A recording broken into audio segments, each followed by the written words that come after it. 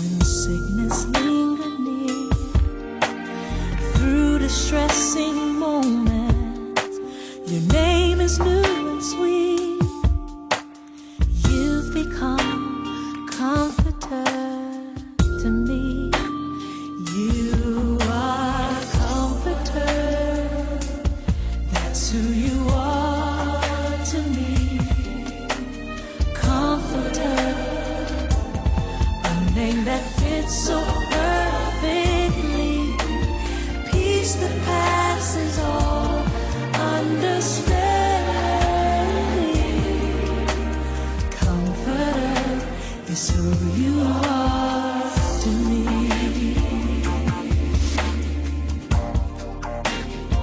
That's who you are to me.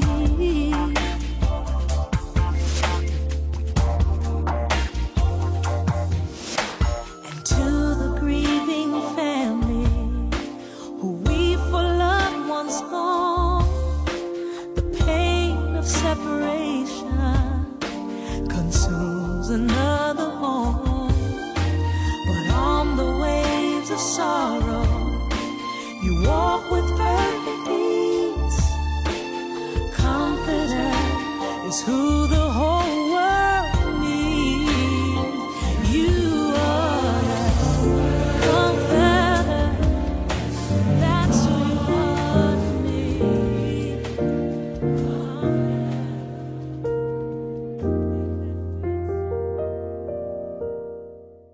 Good morning, Holy Spirit, for giving us comfort to refresh our troubling souls. Most High God, we adore you, we magnify you for being God of comfort, God of hope, and God of peace. Thank you very much for your goodness and your mercies to and for us this gifted day. In Jesus' name we pray. Amen. Beloved, when you and I know how to receive God's comfort in our problems, in our challenges of life, in our adversities, and above all, in our daily lives, we can better help others with theirs.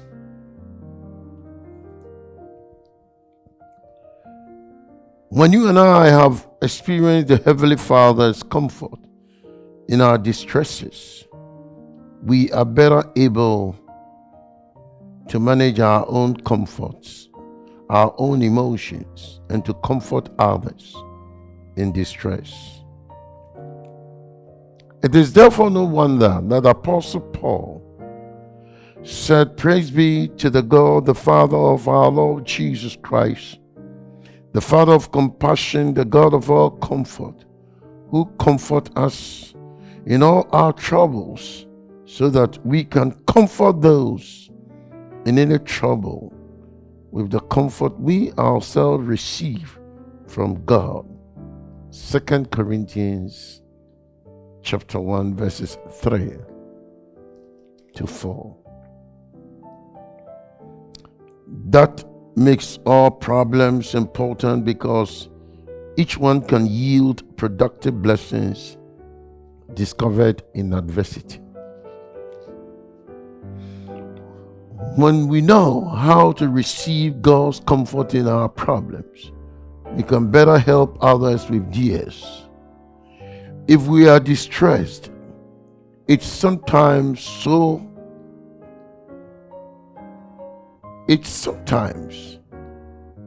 we will learn new dimension of God's comfort, which will prepare us to help others. Yes, God comforts us in all our troubles. Therefore, the Apostle Paul opened this letter to the Corinthians by speaking of his troubles, many of which he described later in the letter to the Corinthians. He had worried painfully about the status of the church in Corinth and was so concerned that he lost his peace of mind. As 2 Corinthians chapter 2 verse 13 informs us.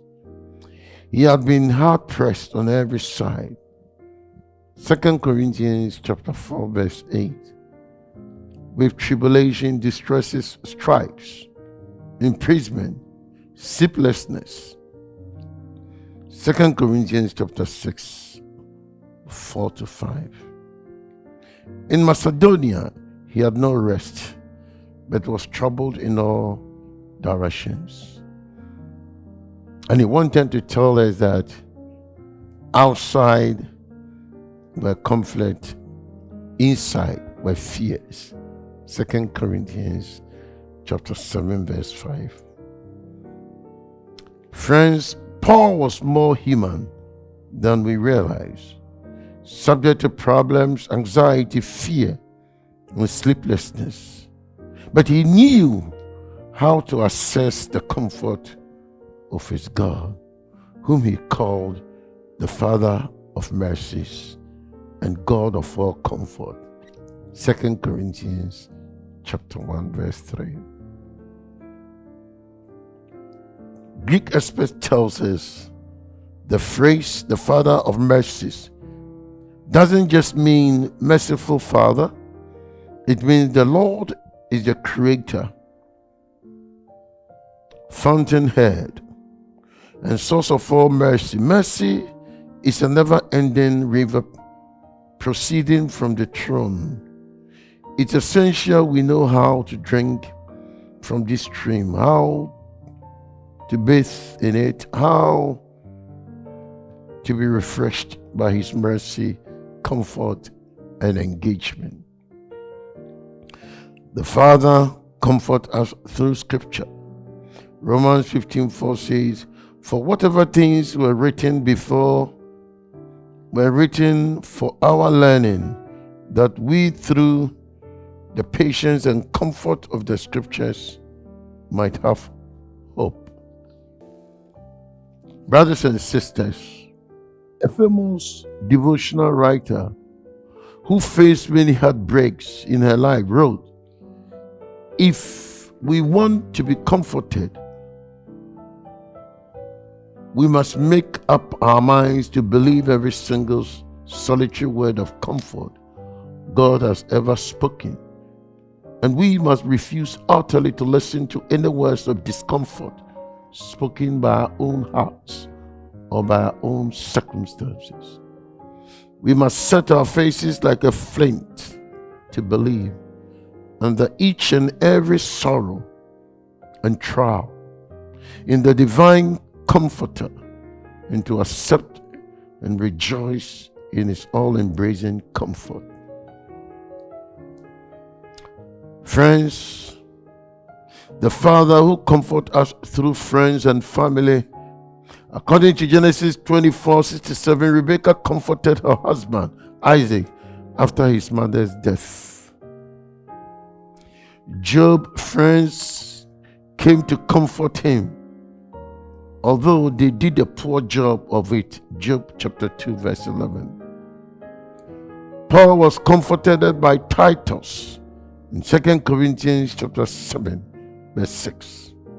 And he told the members of the church in Thessalonica to comfort one another in 1 Thessalonians 5:11. The Father also comforts us through ordinary circumstances in our favor, though that occurs in his timing. The greatest downstream of this took place on the resurrection day, when the risen Christ suddenly appeared before the downcast disciples in the upper room, filling them with comfort and joy. Therefore, my brother, my sister, so you and I can comfort those in inner trouble, isn't it? It is. The Lord comfort us, but not for our sakes alone. He allows our problems to become occasions when we can learn to comfort others with the comfort we've received. We become conduits of comfort. We become vessels of comfort. And we tend to most help those who are facing the same kind of trials that bewildered us. Sometimes the greatest worth of a problem is how it equips us to help others. Our problems become testimonies in disguise. Thanks for listening, and may God richly bless you.